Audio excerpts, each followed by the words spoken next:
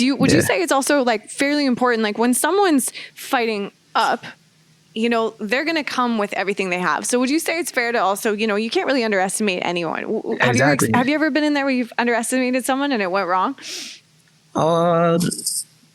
No, I don't think, because I work hard no matter who's in front of me, you know, so it's not like I slack off or I'm like, oh, this guy's nothing.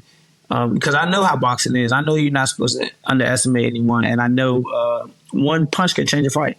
It doesn't have to be based on skill, doesn't have to be based on intelligence or anything. One punch that lands in the right spot can change the entirety of the fight.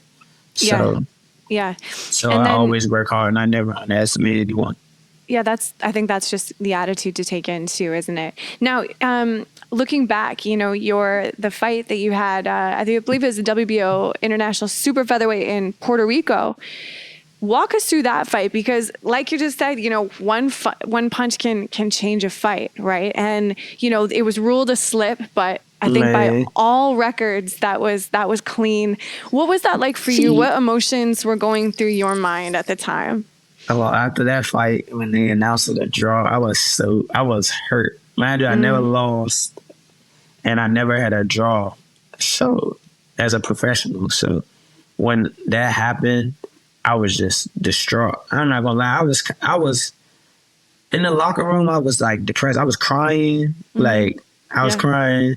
All that. Like I didn't like how that felt, because I know I beat him, and for sure I know that was a knockdown. So you know what I'm saying. So that was just a feeling that I never wanted to feel again. So that I really trained my butt off. Like after that, and I went on the road, and I worked myself up to a world championship, my first world championship.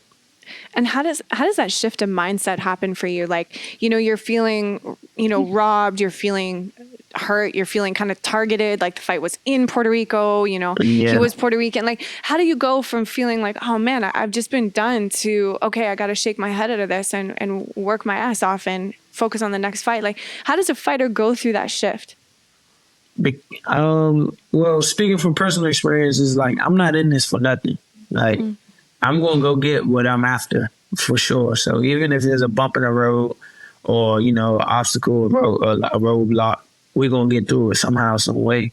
And that was one of the little bumps that was on my journey to becoming a world champ.